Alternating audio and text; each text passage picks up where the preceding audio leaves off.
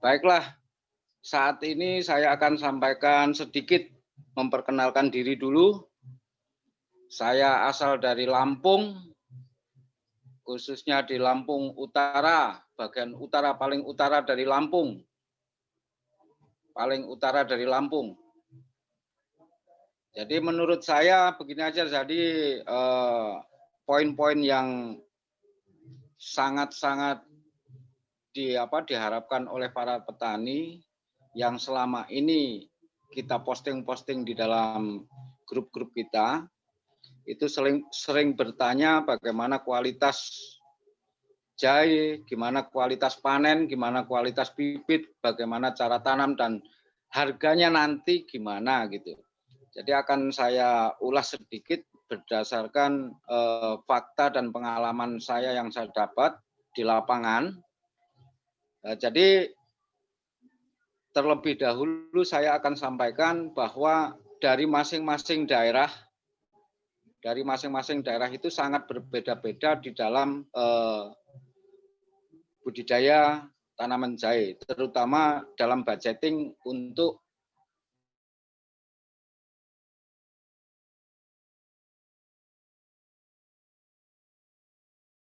dari harga sewa lahan ataupun harga pengolahan tanah maupun harga dari pupuknya sendiri serta insek dan fungisidanya.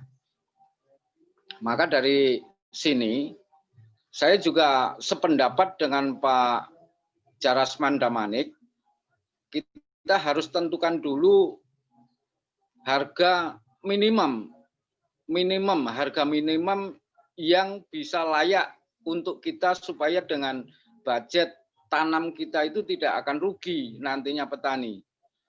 Tetapi kita juga harus mengulas lebih dalam lagi harga yang layak itu sejauh mana, karena masing-masing daerah itu budgetnya berbeda-beda. Dari harga tenaga kerja, harga pupuk, harga itu berbeda-beda. Tetapi kalau kita satukan secara Nusantara, kita satukan dalam artian nilai jual atau HPP yang kita dapatkan dari produk kita akan mengendalikan semuanya, itu akan mengendalikan harga pada saat booming nanti panen raya. Jadi jangan sampai kita itu nanti pada waktu booming produksi, harga kita tidak bisa mengendalikan, akan diacak-acak oleh pedagang ataupun tengkulak-tengkulak yang terjun ke lapangan. Tetapi kalau kita sudah standarisasikan harga minimumnya dengan budget produksi kita, dengan standar cost kita yang kita keluarkan, kita akan ketemu HPP terendah. Jadi nanti ya harga jual kita berapa itu bisa kita tentukan. Dengan dasar yaitu tadi, masing-masing daerah itu akan berbeda-beda masalah biaya, masalah cost-nya untuk produksi jahe. Nah, terus yang kedua, masalah kualitas jahe. Nah, kualitas jahe itu petani juga harus ada harga matinya.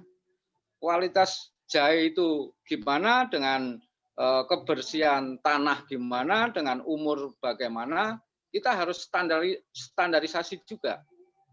Karena apa?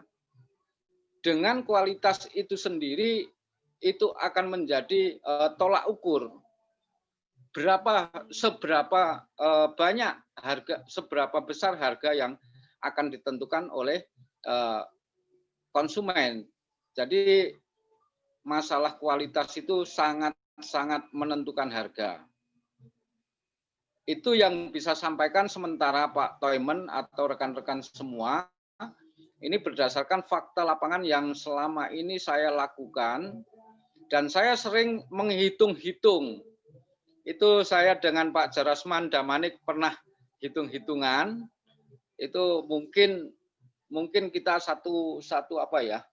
ada satu komitmen. Kalau kita menentukan harga minimal, berapa yang kita tentukan harga minimal. Kalau tidak harga segitu kita tidak akan jual. Nah, itu yang poin yang sangat penting. Jadi kalau kita sepakat, kita sudah ketemu secara nasional, secara Nusantara ini ketemu harga minimalnya, kita bertolak ukur kepada petani supaya petani itu juga tidak rugi dengan harga minimum ditentukan sekian dengan tolak ukur sekian. Jadi petani itu sendiri nantinya tidak rugi, pedagang juga kita tidak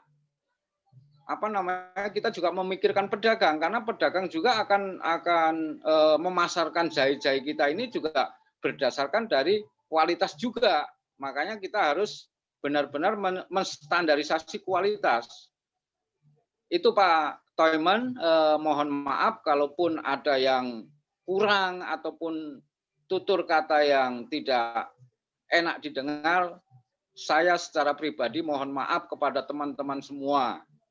Makanya dari saat ini mari kita diskusi bersama-sama, kita tentukan secara nasional itu harga minimum berapa, supaya nanti kita kalau tidak harga minimum itu tercapai, kita jangan jual gitu loh. Sehingga petani itu tidak merasa dirugikan, dan kita mengenyam suatu kesejahteraan yang namanya itu kesejahteraan secara hak-hak dari petani itu. Itu yang bisa sampaikan.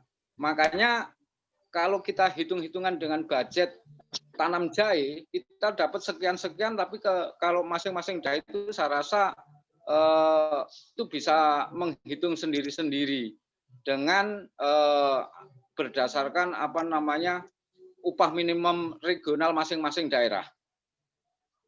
Itu yang bisa saya sampaikan malam hari ini. Mungkin nanti saya ada tambahan ataupun ada diminta untuk menambahkan sesuatu, ya nanti supaya bisa bergantian kita berbicara, kita memberikan ide-ide, kita memberikan saran-saran ataupun masukan-masukan yang lebih baik.